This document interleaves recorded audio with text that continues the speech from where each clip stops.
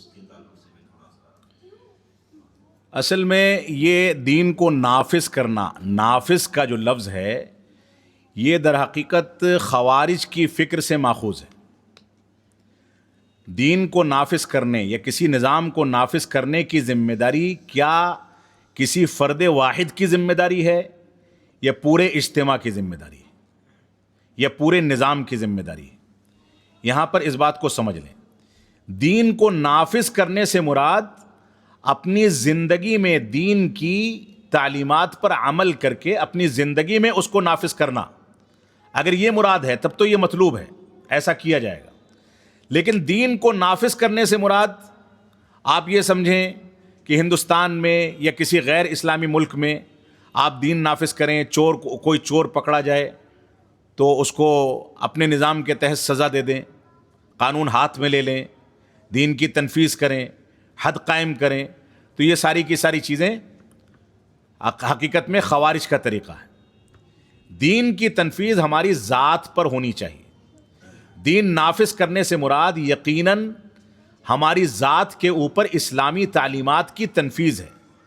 لیکن دین نافذ کرنے سے مراد اگر کوئی سسٹم نافذ کرنا ہے کہ دین کی بنیادوں پر کوئی سسٹم نافذ کر دیا جائے کہ ہم اپنے علاقے میں، اپنے محلے میں ایسے قوانین لے کر کے چلیں گے جو دین کے قوانین ہیں اور ملکی آئین سے ٹکراتے ہیں، تو ہم اس کے مکلف نہیں ہیں.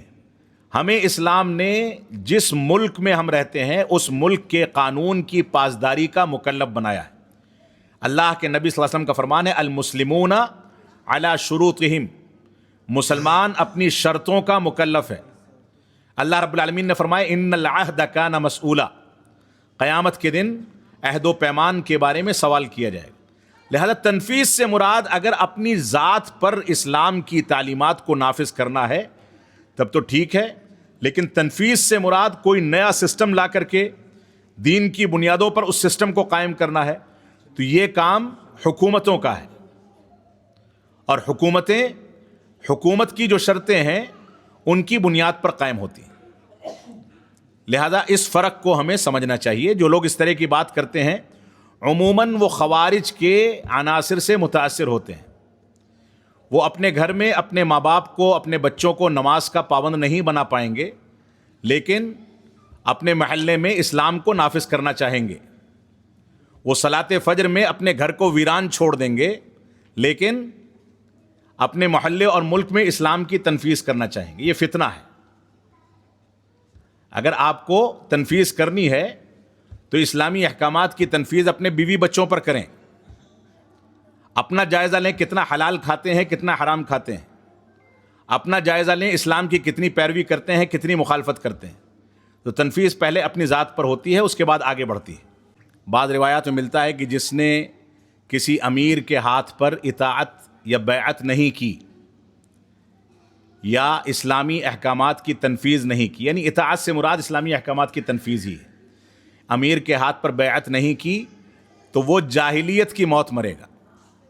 بھئی امیر کی اطاعت تو تب ہوگی جب امیر موجود ہوگا. ہمارے یہاں جو امراء موجود ہیں وہ اللہ اور اس کے رسول کی اطاعت نہیں کرتے تو ان کو امیر کیسے تسلیم کیا جائے؟ مسئلہ تو یہاں سارا یہ ہے.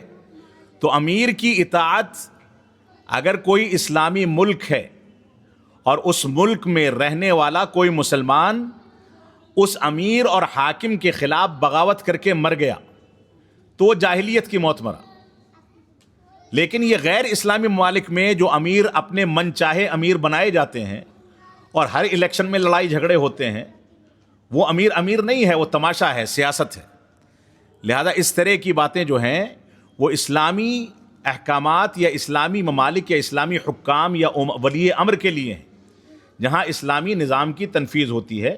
اور اس طرح کا اس وقت دنیا میں صرف ایک ہی ملک ہے جو کسی طریقے سے چل رہا ہے. اس کے اندر بھی بہت ساری خرابیاں آتی چلی جا رہی ہیں اور اس ملک میں احکامات کی تنفیذ اور حدود کی تنفیذ ہوتی ہے.